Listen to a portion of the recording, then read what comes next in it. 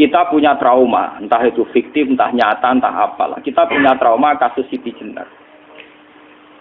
Orang yang mendalami la ilaha illallah secara intensif, ya, entah itu disebut kalimat sodo, bosuluk, boseloko, mbah kono pokoknya.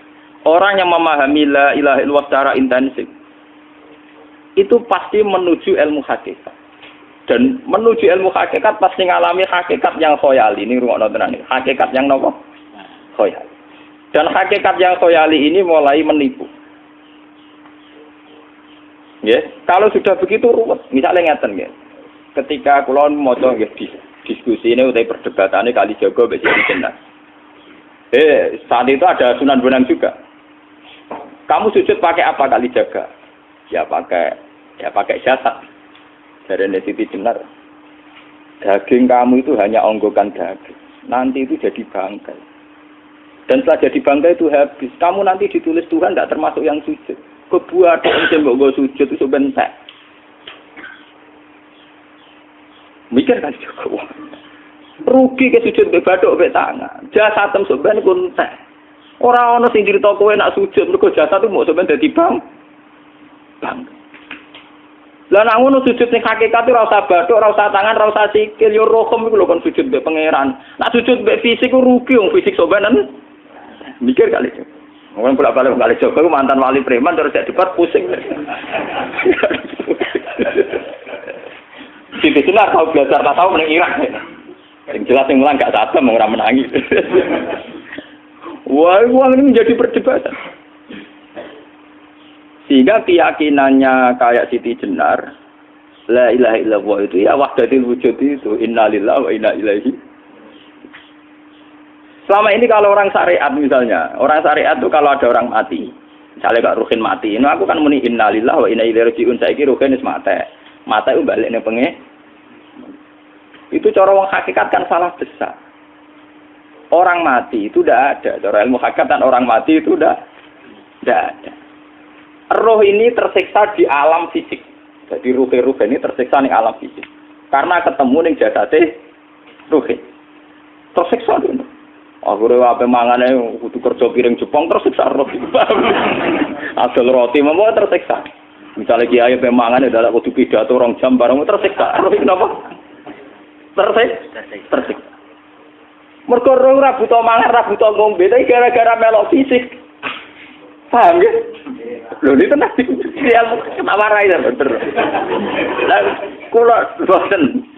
Sampeyan bejo lho guru waras maksudnya nggih. Artinya waras secara akademik karena ada referensi, ada marojek, nggih. Waras secara hakikat. Kula niku umpama merasake sampeyan wis ilmu hakikat. Artinya saya juga ngalami ilmu hakikat. Lan ketika sing aran hikam, wong ora tau mukasafah ora usah dadi ulama. Entah sekian detik ulama itu harus pernah mukasafah. Biar merasakan ilmu nopo aja. Tapi ilmu hakikat itu bisa dilogika kan sebelum sampai secara musyahadah. Paling enggak bisa sampai secara logika. Manusia itu mulai Nabi Adam sampai sekarang itu kan punya roh dan roh itu tidak makhluk. Ya, roh itu tidak makhluk. Ketika roh itu diletakkan di jasad dia itu tersiksa. Karena ketika dia ke jasad fisik namanya mengalami keterpisahan dengan yang abadi. Dia ini ning jasad fisik tersiksa. Karena dia harus di alam yang kasat mata, alam mulki. Tersiksa. Ketika dia tersiksa, melok ruhin, akhirnya dia mangane kangelan, akhirnya lesu mangan. Padahal roh gak butuh mangan, perlu dicatat roh gak butuh. Ya ora butuh gunung kidul barang, kan roh ora butuh rabi. Paham kan? Ya ora butuh putus cinta, ora butuh pegatan, ora butuh macam-macam. Paham? Tapi karena dia nemplek jasad sing butuh mangan, butuh rabi, butuh wedoan macam-macam. Akhirnya roh tersiksa. Suatu saat kalau roh ini dalam bahasa manusia mati, ini dalam bahasa manusia mati. Ini hakikatnya roh itu tidak mati, dia kembali ke habitatnya. Ini disebut innalillah. Kita ini dari awal ya dengan Allah. Wa inna ilaihi juga kemudian nanti kita pasti kembali ke Allah. Dan itu diyakini betul oleh orang wahdatul wujud. Jadi kalau roh mati itu ya tidak ada mati.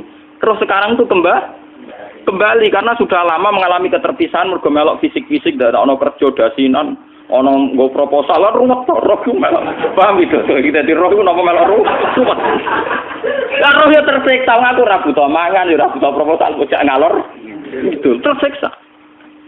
Makanya dalam cerita-cerita Jalaluddin Rumi yang otentik di kitab-kitab begitu. Ketika beliau mau meninggal, muridnya itu nangis. Dari Jalaluddin Rumi, kamu jangan nangisi saya ini mau pesta, saya ini mau pesta perkawinan.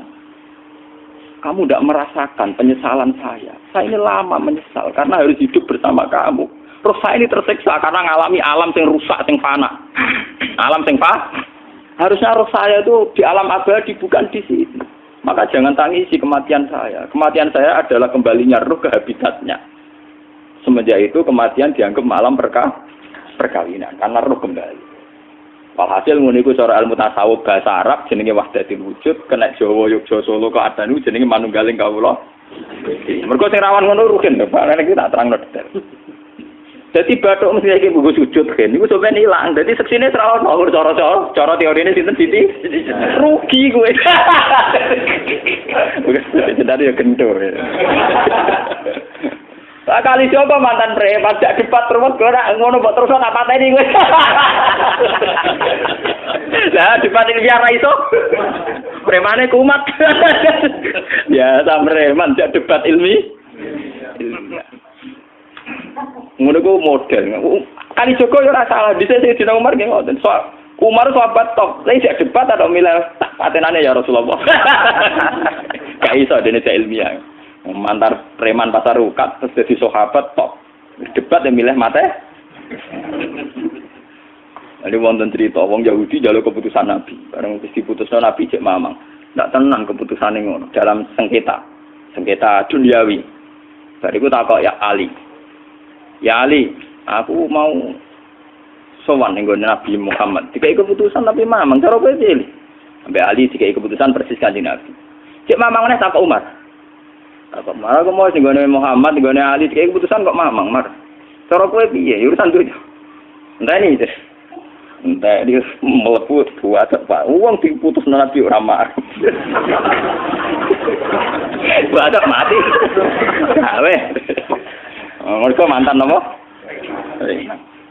Cara mantan intelektual kan ya wajar wong Yahudi kok percaya Nabi.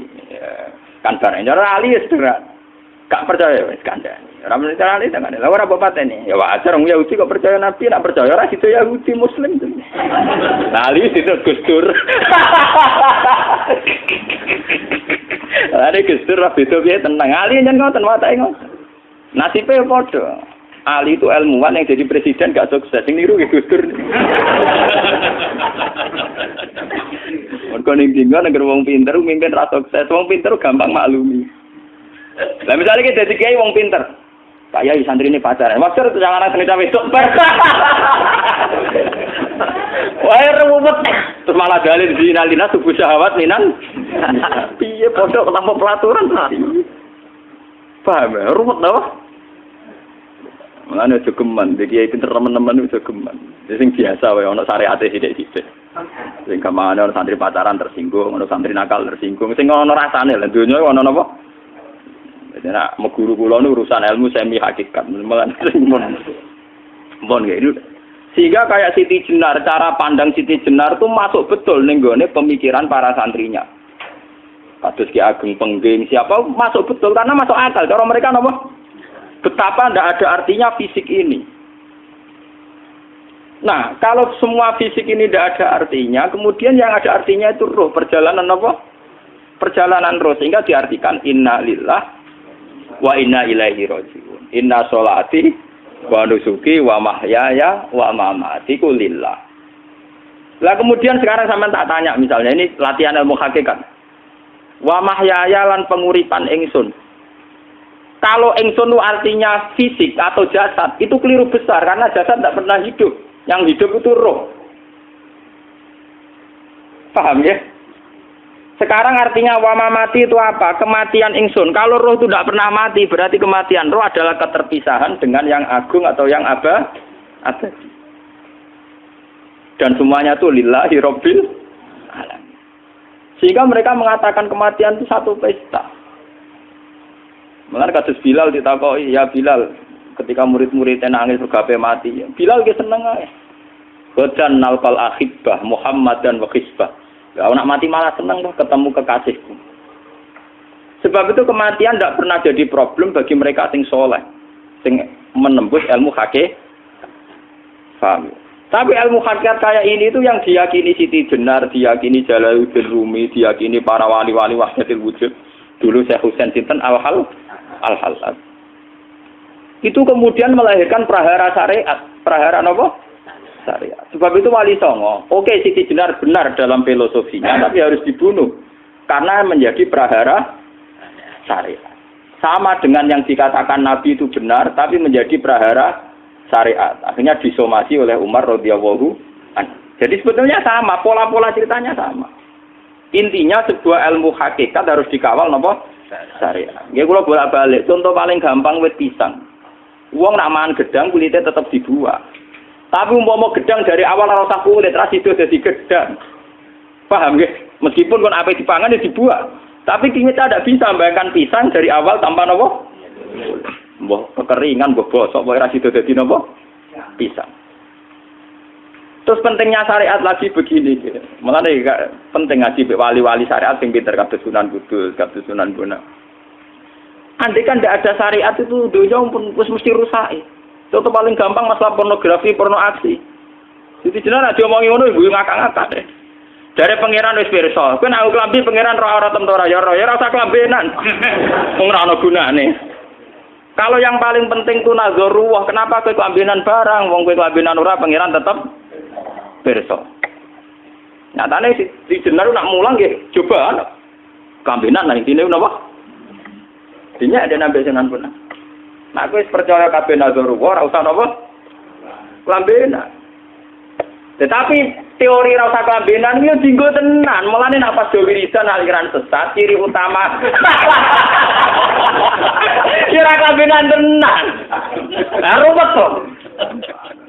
Lho iki tenan iki cerita. Iki pentingnya ngaji nggih. Ben sampean ngerti variasi riwayat kemudian kita orang syariat harus kayak apa, kemudian kenapa menjadi aliran wahdatil wujud. Lah terus kita-kita ini kan orang syariat. Memang kalau manung syariat itu akeh kok sampean-sampean siji mesti ra kramat. Modele ora ada duwe bingung, ruwet. Urip wong syariat lho apa? Dineng bojo wedi, dineng tangga wedi, pengaruhe menurun. Pancen orang syariat itu banyak kriminal tauhidnya itu memang jelas. Melane kiai-kiai peken nak ketemu kiai-kiai sing setengah jaza wedi mergo iso nebak atine. Ndekne meriang langsung. Sing kiai ra tau salat keramat padahal ngambungan wong. Sumudina salat pat waktu kok ora tau keramat. Wong ape buah utang tanggane iku keramat apane? Sing kono ngawar ngawur sowan pirang. Meriang oleh syariat ngadepi wong hakikat napa? Mulane jogeman ge dadi wong syariat sing ngene iku bahaya. Nah kula mboten ngarah. Sampai dadi wong syariat sing ra keramat. Bahaya sekali itu bagi perjalanan agama. Kalau sering ketemu kiai-kiai yang terkenal keramat di Juwaduk tiang-tiang hakikat. Si tantang kanca-kanca kalau wani, nah tantang aku tetap rawani kok. Mikir deh. Karena orang yang sama-sama ke jalur hakikat tetap punya alamat, tetap wonten simahum fi wujuhi min asaris sujud. Cara pandangnya mesti sama. Kalau nanti ketemu murid, ya artinya yang ikut aliran Siti Jenar, dia ada sholat, ada apa, hidup di satu tempat gitu. Padahal dia bisa baca ihya. Dulu pernah mondok di Mekah, pernah di Irak. Itu ya meresahkan para kiai. Kemudian sebagian mereka minta saya suruh ketemu. Ya walhasil kalau ketemu pertama ya. Jenengan Gus Ba. Tapi zaman Rasul niku terperata arani muka sapa. Nggih biasa mawon. Kula ora usah kenal jenengan nggih kenal. Dadi kula nggih biasa mawon. Lah niku pernah ngajar-ajaran ning saya Gus ning donya tak enteni mau turu-turu ngenteni mati ngono Gus kok repot. Ucapan kula terus enak. Sampeyan jare wong hakikat wong ngenteni mati barang. Ya mati yo saiki iku. Ora usah ngenteni saiki padha-padha wis napa? Wis mati. Ya saiki wis padha-padha wis urip. Wis padha kabeh. Nah cara ilmu hakikat kan terus sama semua. Napa? Sama semua. Tadi makanya itu tadi. Kalau baleni malagi, logika hakikat itu begitu ya. Roh itu ditiupkan oleh Tuhan ke kita. Kemudian roh karena ikut alam fisik, alam jasad, roh ngalami yang kita alami. Ya. Ketika roh ngalami yang kita alami, dia tersiksa. Nah, ketika roh sudah terpisah dari jasad yang mengekang, yang memenjara ini, dia senang terus kembali ke Tuhan. Ini disebut innalillahi wa inna ilaihi. Lah jasad ini kemudian menurut ilmu hakikat nggak ada gunanya sama sekali total. Hilang di telan tanah. Lah kalau begitu jasad iki nak mbok agul-agulan. Gusti bathuk kula tak nggo sujud tangan kula ndi buktine tangan wis ra ono. Bathuk wis ora. Mulane dari Siti Jenar, hanya wali bodoh kayak kalian yang punya ajaran bodoh begitu. Malah rasupan terus. Mulane Sunan Kalijaga semangat kon mateni mergo tambah omongane glodro ndi. Tapi yang enggak disadari Siti Jenar yaitu tadi. Inti dari ilmu hakikat itu kan tunduk sama kersane Tuhan. Kalau sudah tunduk pada kersane Tuhan, kalau kersane Tuhan roh kita harus di jasad. Dan wujud jasad kita ini juga karena kehendak Tuhan. Kenapa yang wujudnya jasad yang karena kehendak Tuhan engkau ingkari? Sementara wujudnya roh tidak kamu ingkari. Toh wujudnya jasad ya bi iradatillah wa bi masyiatillah. Wujudnya roh ya bi wujudit bi masyiatillah wa ira. Harusnya fungsi jasad juga harus kamu akui toh Siti Jenar. Wong sekarang kita punya jasad ya bukan karena kita, karena kehendak Allah. Kenapa kamu ingkari? Berarti kamu mengingkari kehendak meneng Siti Jenar.